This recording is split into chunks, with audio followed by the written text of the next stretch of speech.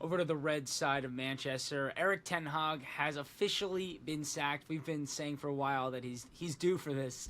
Who is first in line for that new job in Manchester? Well, it all of a sudden, as soon as the news came out yesterday, it was a number of names were coming out. Thomas Frank was in there, and a number of others. But it seems to have all settled today on Ruben Amorim. So it's pretty clear that he seems to be the one that's going to be taken over now. And United seem to have gone out of the way to quieten down other names and other rumours. And again, all the journalists I would respect are saying that the deal's been done verbally, and that it's going to be done now. There'll be a break clause with Sporting Lisbon of about, I understand, £8.5 million. Then you've got to pay off Ten Hag, which we're looking at about 15 million, from what I understand. I've seen numbers between 15 and 18. So this is going to be a very expensive exercise for Mr. Ratcliffe. And can they afford to do this with their financials with PSR to buy Amorim out of his contract and also pay Ten Hag? Like, how are they going to balance all this, stay under the PSR line, and also invest in a young manager? Well, Will, I think you'll remember that over the weeks I've been highly critical of Jim Ratcliffe in the way that they've been not only investing in other Dutch players, but they've taken in Dutch management backroom staff as well. And now it just has come to it that probably all of these things are going to have to be changed at some way. So it isn't just the severance payment for Ten Hag. It's going to be other staff as well. There may be players they're going to have to get rid of at lower cost. And it's just going to be a very big number. And as you say, this is going to really bring them closer to the PSR deadline. They were never very far away from it, is my understanding. And if some of those things they claimed get pushed back by the Premier League, United could be in danger of coming close to PSR. Hopefully, they've got enough CFOs and finance people at Old Trafford to have taken all this into account. But it's a big change they're talking about. It could be upwards of 50 million that this whole change is going to cost them. And again, a lot of it I come back to was not paying a few £1 million to Newcastle to get Dan Ashworth out much earlier. I think that would have helped them make decisions a lot quicker. Probably would have managed to got rid of Ten Hag in the summer. All of these things could have been done, but it showed a lack of experience from Ratcliffe and his team. So here we are, anyway. But yes, it's a big number. It's going to certainly cost them in terms of acquisitions of players as well now. So it's concerning for them, and this is going to take some time to wash through. And how quickly could we see Ruben Amorim on the touchline for Manchester United? Is this one that could be by this coming weekend, or do you think it'll be maybe wait till the international break and then we see him after that? Well, there was a strong rumour this morning they're trying everything they can to get him on the touchline against Chelsea at the weekend. So, look, if that happens, great. I'd be surprised if it could be done that quickly, but still, it's only Tuesday, so it is possible to get it done. I'm also guessing that there's been talks in the background, behind the scenes for some while now about this sort of thing. So it could be done. Certainly, I believe his break clause is very simple. So that's a case of writing a cheque to Sporting Lisbon.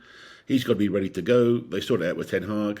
I don't see any reason why he could not be in place for the weekend if everything moves smoothly. So I would expect, if they can, to get him there. And when you bring in a manager like Ruben Amorim from a place like Sporting Lisbon, which has really been a feeder for the top 5 leagues over the past decade or so, do you think someone like Victor Gyökeres could easily be convinced to come to Manchester United, or how quickly do Manchester United need to sell players in order to make those types of moves? Well, I think we just discussed the PSR. There's going to have to be some sales now to bring people in. Look, Gyökeres is proven to be a superb little player. He should have gone to Everton at the time. We were very close, as I understand it, to getting him. But he didn't. And of course, you've got to think as well, Amorim's boss was Hugo Viana, who's now gone to the City. So those two guys in Manchester, we're going to see, I think, a lot of Portuguese talent potentially and other young talent coming into to Manchester on both sides, both the blue and the red side. Look, a lot of good things about Amorim I'm hearing. Everybody says he's like a mini Mourinho. He's got the personality, he's got the charisma. That's crucial for the Man United job. So this could be quite a shake-up for both clubs. And I think for United, it's long overdue to get some character and charisma back in there. So we'll see if it all works out. But they've now got the backroom staff, the executive team in place, finally, even though they've been late in doing it. And now they seem to have a top-class manager. We've got to see how he reacts to the Man United thing. It's a big club, and it's different from Sporting Lisbon, that's for sure. So we have to give him some time to settle in. But from all I've heard, his ego and his charisma is big enough to handle it. So it'll be interesting to watch how it goes. And how wary of bringing in a bunch of players that Amorim has worked with previously should this Manchester United front office be after we saw kind of Ten Hag do the same and it blow up in his face? Yes, they should be very concerned. This is where Ashworth has got to earn his money, and Jason Wilcox. They've got to be the ones that really put together behind the scenes the cohesive style for Man United, and it isn't just based on the player. On the manager's opinion. It's got to count for a lot. And look, while he's obviously a talented manager, he's got to realise at Man United he's only one part of the bigger picture. So they've got to try and not repeat mistakes from before, for all the reasons I've mentioned in terms of cost savings in the future. If something goes wrong with him, they can't lose all the players he brings in. Marcus Rashford has reportedly asked to leave in January. Is it going to be hard for him to secure that same lucrative contract elsewhere? Obviously one of Manchester United's top earners and making top dollar. Well, of course, a new manager. You might see Marcus with a refreshed attitude, and he may well get on with the new manager and want to revitalise his career. I mean, it was only last season, I think he scored almost 30 goals or around 30 goals. I mean, he's still a huge talent. Maybe Amorim can bring out the best of him. I don't know when he's obviously been making, I think, those sounds for quite a while. He's looked very dissatisfied for a while.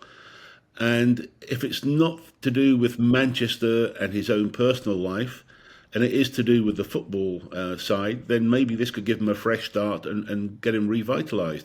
He's still young. I think he's only 26. So, look, if he becomes a successful player again, banging the goals in, you could see a new Marcus Rashford at United, which I think all the fans would love to see.